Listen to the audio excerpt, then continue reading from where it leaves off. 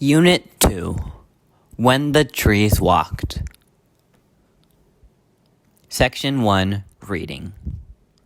One morning, while I was sitting beside the grandfather on the veranda steps, I noticed the tendril of a creeping vine trailing nearby.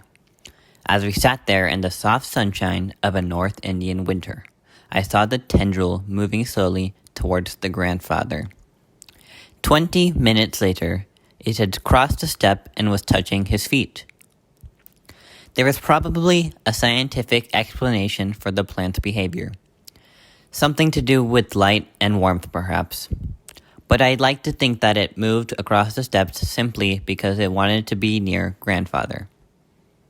One always felt like drawing closer to him. Sometimes when I sat by myself beneath the tree, I would feel rather lonely, but as soon as grandfather joined me, the garden became a happy place. Grandfather had served many years in the Indian Forest Service, and it was natural that he should know trees and like them. On his retirement, he built a bungalow on the outskirts of Dehradun, planting trees all along: lime, mango, orange, and guava. Also eucalyptus, jacaranda, and Persian lilacs. In the fertile dune valley, plants and trees grew tall and strong. There were other trees in the compound before the house was built, including an old peepul that had forced its way through the walls of an abandoned outhouse, knocking the bricks down with its vigorous growth. Peepul trees are great show-offs. Even when there is no breeze, their broad-chested, slim-waisted leaves will spin like tops determined to attract your attention and invite you into the shade. Grandmother had wanted peepul tree cut down, but grandfather had said, "Let it be. We can always build another outhouse." Grandmother didn't mind trees, but she preferred growing flowers and was constantly ordering catalogs and seeds. Grandfather helped her out with the gardening not because he was crazy about flower gardens, but because he liked watching butterflies, and there's only one way to attract butterflies, he said, and that is to grow flowers for them. Do you know, India has more than 17,000 species of flowering plants. Tamil Nadu with more than 5,000 species. Nearly 1/3 of the total flora of India. Probably has the highest diversity in India. Glossary. Fertile means able to produce a lot of plants or crops. Abandoned means left without care. Vigorous means healthy and strong.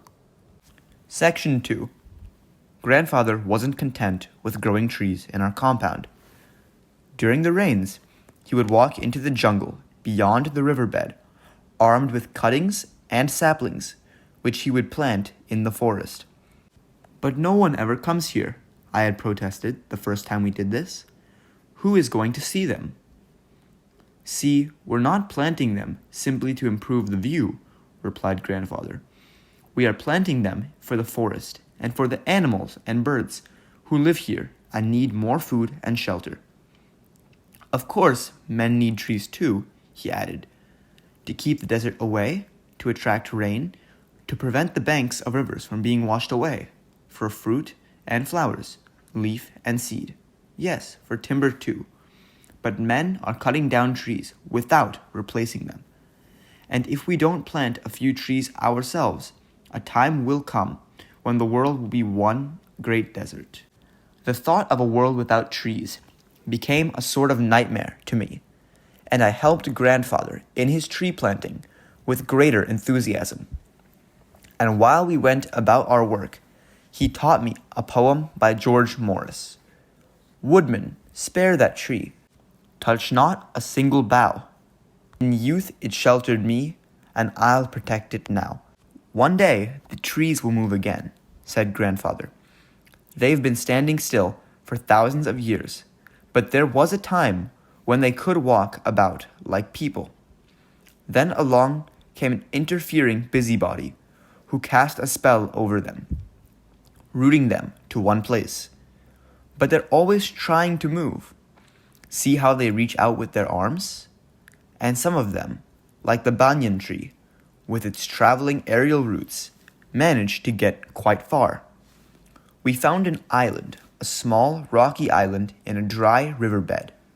It was one of those riverbeds so common in the foothills, which are completely dry in the summer, but flooded during the monsoon rains.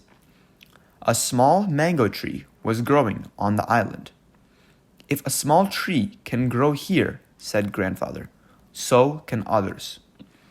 As soon as the rain set in, and while rivers could still be crossed, we set out with a number of tamarind, laburnum, and coral tree saplings and cuttings, and spent the day planting them on the island.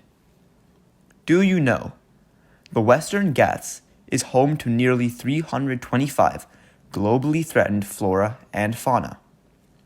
Glossary: protested, meaning opposed or disagreed. Nightmare, meaning a frightened dream. Interfering, meaning stopping.